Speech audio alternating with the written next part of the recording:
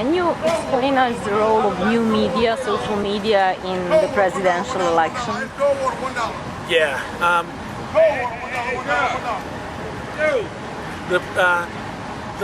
The use of social media has really taken off. I mean, in the presidential elections. First of all, let's think about it. What social media existed in the presidential elections in 2004? Meetup was the big story, right? And Howard Dean was very effective at using Meetup which was an online platform to help you organize offline events. But now people are starting to create groups. Now the candidates are starting to focus on creating groups and communities online as well as offline, and using it to kind of go back and forth. So a lot of the, well, more than any of them, Barack Obama and Ron Paul have been sort of the most effective among the presidential candidates of using the new social media early on in two different models. The Ron Paul model was basically to let all of his supporters do it themselves. It was a total outsource, total let your farm out your labor to your audience, crowdsourcing. And so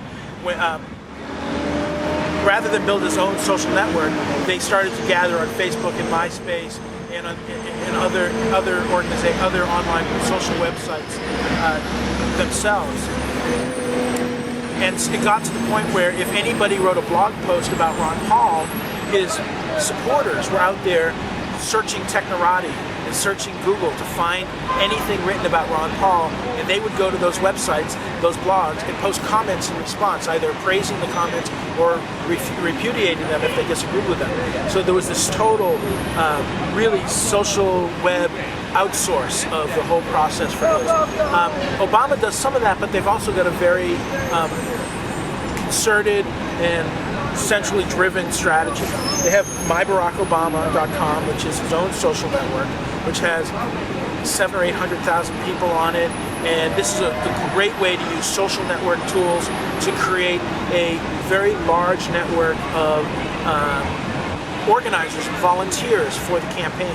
So a lot of them are supporters and just plain supporters, but within this community are the people who are organizing the caucuses during the primary, making sure that when Obama comes into town, there's thousands or tens of thousands of people standing, waiting for him at rallies and things like that. And from the very beginning, he was using these tools. But he was also using the external social web. One of the very first rallies he did was at George Mason University, and he got tens of thousands of people to turn out using Facebook. So, so even at the very beginning of his campaign, we're talking 16 months ago, he was able to leverage these online tools to create these enormous offline activities. And so now when you go to his website,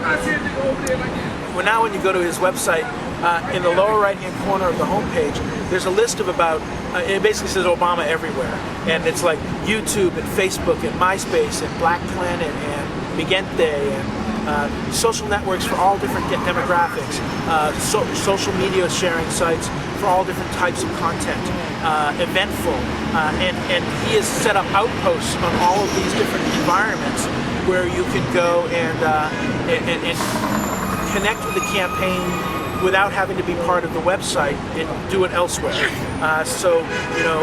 Black Planet, for example, he has nearly 500,000 people in his group on Black Planet, which is an online community of African Americans, 17 million profiles on the website. He has 500,000 people in his group there.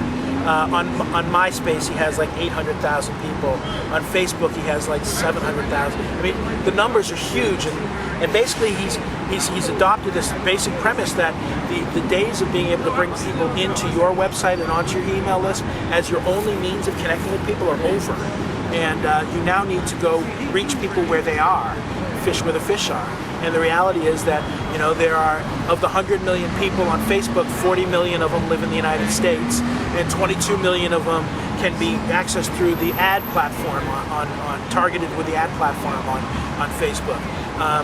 MySpace has tens and tens, nearly 100 million people in the United States, or probably, not quite that many, but tens of millions of Americans are on MySpace. Facebook has millions and millions and millions of voters. So the way I look at it is, even if you look at the best email lists that we have, on the left it would be, CARE2 has about 6.5, 7 million Americans on there, out of their 9 million on their email list. MoveOn has 3.5 million on its list. On the right, you have things like townhall.com, which has 5 million. But if you look at the 2004 election, about 60 million people voted for each of the two candidates.